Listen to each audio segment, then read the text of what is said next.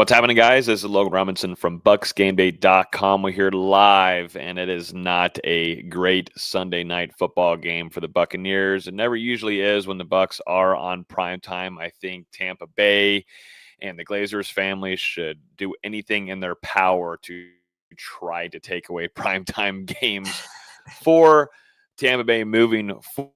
But this one wasn't even close after the first quarter, maybe even the second half of the first quarter. The LA Rams 34-7, an absolute routing, dominating win from Stafford, Sean McVay, that defense on the side of the ball for the Rams as well. I think all of us going into this game, we're not really predicting for the Bucs to having an easy game there on the road against the Rams, which are one of, if not the hottest team in the league. But this just wasn't a great performance. There was not many positives to take away from this one. But with me this evening is Caleb Skinner, one of our great long-winded writers with us at BucsGameday.com. What a pitiful performance in LA. Yeah, I mean, there's not much to discuss about it. It is what it is. Wish I could have had a better football weekend. I've got Mike Norvell for another year, and having to go from 6-2 to start the season with the Bucs, and then 6-5 is just brutal. Where do you go from here? With Baker Mayfield going down with that shoulder injury, if he's going to be missing multiple weeks, there's a decision that's got to be made at some point. What are we kind of looking like? Who does this fall on? I hate to use the the saying, but a comprehensive assessment at the end of the season might be needed. At this point, it's everything's just falling apart. It's the holes that you had, those glaring issues are becoming even more to the surface here for the Bucs, and not really sure where to go. Defense awful. Zion McCollum, really bad game. Not having Jamel Dean there, obviously hurting Tampa Bay. And then Baker going down with that, you kind of knew writing on the wall at that point with Baker going down. He probably shouldn't have even been in the game at that point when that injury did happen. So should have pulled him after you first saw that it was bothering him and got him out of the game, especially with the direction that it was already heading. And then the K-Dot interception early in the game, toss up there as well. Really don't know what happened there. Was he down? Did he have possession? Did he not? Just overall, not a good game. Not enjoyable to watch. That's for sure.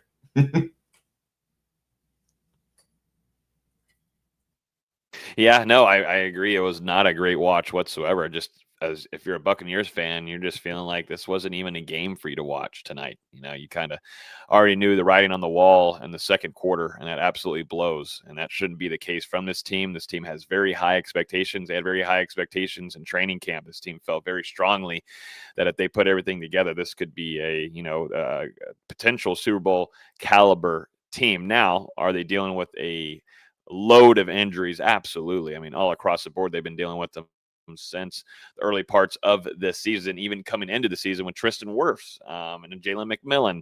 And then, still waiting on Chris Godwin. Like, this team was still reeling with things that they had to deal with coming into the season. And not only that, but it just continued to get worse from them. And they're relying on a lot of pieces to come back.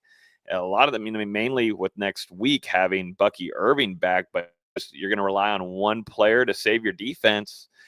Guess what, guys? Bucky Irving's on offense. He can't help you on the defensive side of the ball. He can't cover a wide receiver for you. He can't be a linebacker. He can't be a pass rusher for you. Bucky Irving coming back next week isn't going to save you. And that's what I think this team has been relying on. And, we haven't heard or seen Hassan Reddick at one Buck as well. You could tell this team lacks in a pass rush there. Yaya Diaby was able to get some things going, but there's no other help from the other side from him. And when you don't have other side help from him, he's not that kind of caliber pass rusher for you. Like we saw, tonight the Rams have some strong pass rush on that defensive line. This team and, Jason Light and that front office believe a ton in what they want to develop in this NFL draft. But you could have a very argument that they should have made some moves at the trade deadline if they did truly feel like they had the capabilities of reaching a Super Bowl or at least making a playoff run, right, Caleb? Yeah, I mean it's very questionable The decisions that were made. There's been a lot of talk online, particularly when it comes to decisions that were made by Jason, by the front office coaches, whoever's involved in that decision-making process. They didn't do anything at the trade deadline when you understand fully that you need help off the edge. Yaya's not, that number one dude. He's getting those pressures. Hassan, yeah, he's been better than what we've had, the past year or two, however many years it might be. But Hassan's not necessarily that game record that you had when you had a Shaq Barrett or a JPP coming off the edge back in 2020, right? So you've got to get a guy who can do that. The wide receiver room, we know what's going on there. But when you can't have any offensive consistency, it doesn't matter who's out there playing. It does not matter. It's just bad all around. Play calling can nitpick at that too. Offensive play calling is not great from Josh Grizzard, in my opinion. I think he needs to get a little bit more creative in what he does, and instead of doing the same old, and that's moving forward, it's got to be something. And then Todd Bowles, we were talking about, oh man, his decision making has been great, to begin the year as a head coach, and what a change it's been from previous seasons. And then all of a sudden, now here we are, back-to-back games, and it's like, what are we doing? Just decision making after decision making lapse. And when are you going to make a decision ultimately? What are you going to do? Do you want to be in this lull where, yeah, you're winning the NFC South, year in, year out, but like, what are you going to do with it? You're not moving forward. You're still sitting at that same mark every single season, 9-8. That's the mark of Todd Bowles here with Tampa Bay. That's literally what you're going to get out of it. You deal with these midseason lulls every single year. You go through like late October, November. It's just so bad for Tampa Bay. And like, how do you get past that? Mm-hmm. I don't understand how. Yeah, the schedule this year didn't line up with you, but you are coming off a bye, right? Like you're coming off a bye, and then you lose 3 straight games Not a good time. in the fashion that you do. In the bye week, you're supposed to be able to recalibrate, get things back in motion, make any adjustments that you need to make, and come out of it better than you were. That's been the complete opposite for Tampa Bay. It's been bad. Like Pat's bad. Bill's obviously bad. That was the special teams thing that we saw last week, and then this week it's just everything. Everything just went wrong. I don't even know where to go with it. Yeah, no, this one didn't really show up to play football. Kind of long flight and didn't want to play ball. And once the only chance that you were going to have is Baker Mayfield to save you in the game, the entirety, Right. to be able to make plays for you and get the offense to do things. But once he went down, every Bucs fan knew that game was completely over. It's time to go to bed. I hate to early speculate on it, bedtime but and get prepared for the new week. Him coming back like in a couple, at least like maybe 2 weeks. I don't know. Yeah, and you could. I mean, we have to wait on the MRI, but Yeah, this one gets very interesting. Yeah, and won't really get news on that because they are going to be flying from the West Coast, so might not know until really Tuesday at the earliest, I would imagine, because for some reason with some of these MRIs for the Bucs, we don't usually find out for another 48 hours from even the MRI happening. You could even have an argument like you were just alluding to, Caleb, on decision making from Todd Bowles. You pull him out after he looked like he couldn't even move his arm when he was on the sideline, and they had to look at it. I don't know exactly what they did. River, I wish he was on here with us. He's at the game at SoFi, so taking care of post-game duties. But, I mean, just for us, though, Caleb, looking on the screen, and for the rest of you Bucs fans, it looked pretty damn concerning. Of course, seeing him in the sling, the number 2, just the way that he was moving to kind of go talk to the rest of the offense whenever they were coming off of the field after whatever that was, a 3 and out. He wasn't turning around like just gently. It was very stiff and looking that way. And, one of our writers, Colin, one of our guys that's been on this show a few times, he brought it up in the chat. That is an injury that he injured in a bad way in Cleveland, and that was on that left shoulder. So that's why it adds on a little bit more of some concern there. And like you said, Caleb, if he's out for a good amount of weeks, or God forbid, a long-term injury, just talk. I mean, that's been the theme of the season for the Bucs, and at the absolute catastrophe for Tampa. Yeah, I mean, it's unfortunate, right? Like you're begging for Baker to make a play. You know, Baker, we're relying, everything is on his shoulders at this point. Like everything is. And this is what happens when the weight of the world is on your shoulders, right? Like this is bound to happen at some point. It's not going to go as smoothly as you think it is. And it's just where we're at. And then you want to look back at the, letting Kyle go, and, you have Teddy in there as your backup, which that's become a question mark now after seeing what Teddy was able to do. And, Trask, whenever he was put on the field, he was okay. So I don't really know what they're going to, yeah, I think you're obviously going to have to roll with Teddy one way or another. But I mean, this is just looking back, hindsight 2020, right? Like, everybody hates to do that, but at the end of the day, you're looking at all these decisions that were made or were not made, and this is coming to bite you back in the behind, right? Like this is what's happening, and it's just based on decisions. You take that with what it is, and then you go back. I know there's people out there calling for like Jason Lightshead, and I'm like, okay, well, let's calm down with that, because I mean, see how successful Jason has been over the course of his tenure as the Bucs GM. Like let's chill a little bit on that. But I mean, not a lot of it, but a little bit has to fall on his shoulders too. So you can't really take it out. He's the one who employs Todd Bowles as your head coach. He's the one that decides not to necessarily spend draft capital to go get an elite pass rusher. So I mean, those decisions are made from top to bottom, and it's just where it's at. I don't foresee the Buccaneers at this point. I know that the Panthers have a tough schedule ahead. Buccaneers schedule a little bit easier, but where they're at now, it's tough to say. I mean, the Cardinals are almost in every single game that they play now, so it's almost like that's not even an easy win anymore. Carolina is looking really, really strong. So the schedule is looking a little bit more daunting now that you are where you are and not knowing when Baker's going to be coming back. That's a real concern for Tampa Bay if I'm them. And at this point, it's going to be another decision that needs to be made. Do we need to continue fighting for this playoff spot? Is it worth it? Or do we kind of just let everybody get back to 100%, just walk out the rest of this year, potentially get a better draft pick, and then see what happens this offseason and what we can do to build around it moving forward. But as pointed out by Dustin, another one of our editors over at Game Day Media, Baker's in a contract year next year. So you've got that weighing on you too. You don't know what's necessarily going to happen with Levante David.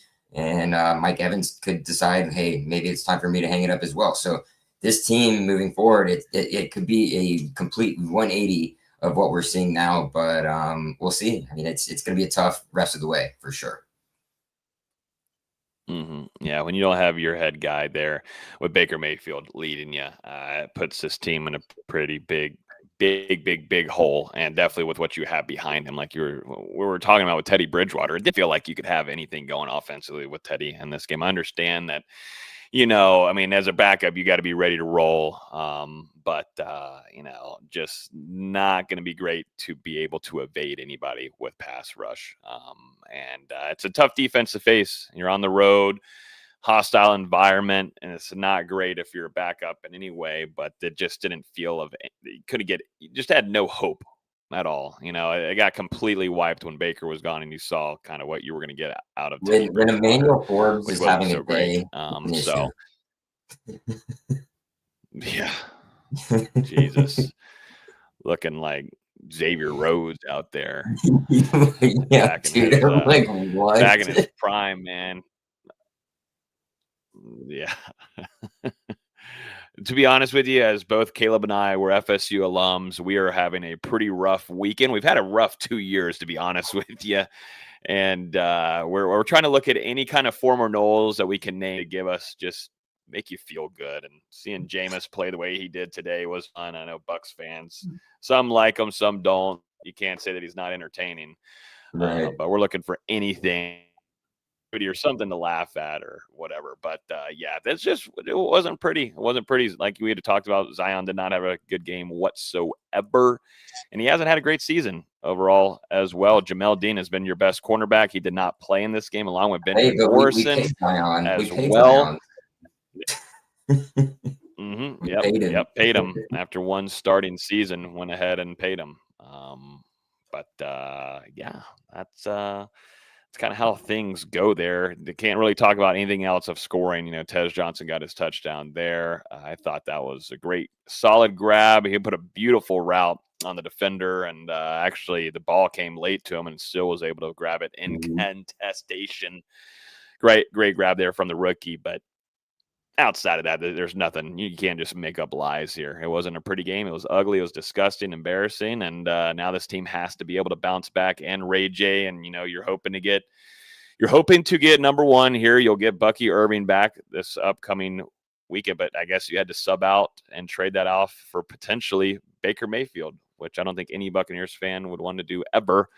And then there's now some optimism that maybe Kalijah Kancey can return before the end of the regular season, if not at the earliest in the early playoffs. And then Mike Evans is on really good track too to hopefully be able to return near the end of the regular season in December.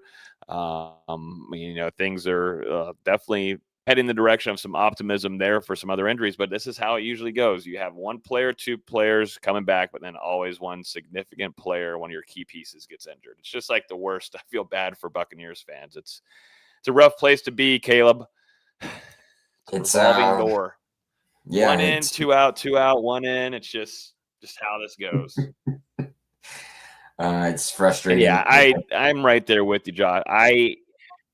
I'm right there with you, Josh. You on Facebook saying I would sit Kalijah. Absolutely. There's no reason whatsoever to rush him into this shit show that's on a defensive side of the ball for Todd Bowles. Do not rush your first round pick who was absolutely crushing in training camp.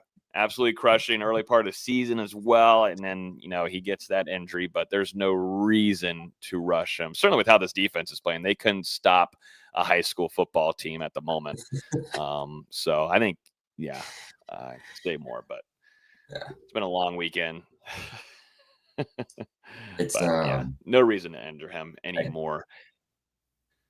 Yeah, you can't at this point. I mean, I hate to say it, but if Baker's out, I don't have much trust in what is ahead with this team with him being out at that point. And I'm one of these people, I don't necessarily like to tank.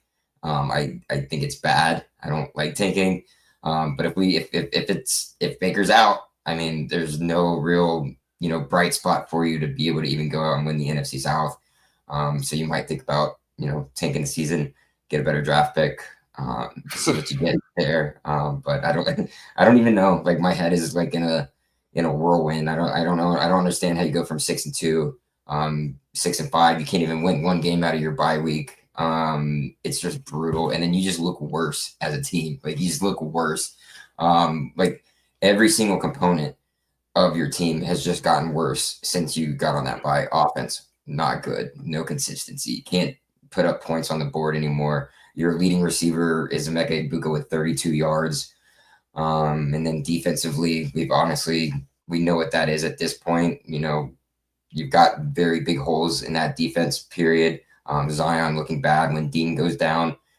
You don't have any trust in anybody else really, and you're putting out a rookie who has very limited playing time in the NFL, and probably before he even got to the NFL hadn't played in like a year and a half.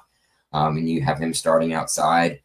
Special teams, horrific the whole season. You go back to the beginning of the year where it's blocked punt, blocked kick, this after like game after game after game, and then it reared its head again against the Bills where it's not blocked kicks, but we can't even cover and fill our lanes properly on kick returns, and Josh Allen gets the ball at the 50 every single time.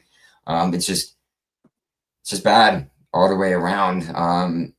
I don't think the Buccaneers locker room is one that can be lost because of the type of guys they have on their team, which they have to kind of be thankful for that they do have that. But you got to hope that some of these guys are kind of gonna get together try and figure things out, move forward, and just try and compete at this point. I mean, you're still in the NFC South line. You still have the playoffs that are right there. So you can finish well. It's all going to come down to, how serious is that injury to Baker Mayfield's shoulder? Because we know the history with that left shoulder of his, and that's ultimately what kind of got him, kicked out of Cleveland. Mm-hmm. Yeah, no, well said. And then, going here, Cardinals at home for the Bucs coming up. Then you got the Saints coming, who just lost to the Falcons in an ugly game. And then the Falcons come to the Bucs as well. So you've got 3 straight road games. Then you'll go on the 3 straight home games. Then you've got a road game at the Panthers. Then you go down to Miami for a quick trip down there. Then you finish off the season with the Panthers. So within 3 games, you will face the Carolina Panthers and your former offensive coordinator with Dave Canales. And like you said, too, I thought you brought up a good point there. Leadership, that is what's going to keep this team together. That's something that this front office, this coaching staff, this roster, they pride themselves in their team chemistry and leadership, and they have a lot of big-time leaders and veterans, and they're going to have some guys step up there and be vocal and lead this team moving forward. But the biggest question will be on Baker Mayfield, what that injury looks like. We'll get some more clarification.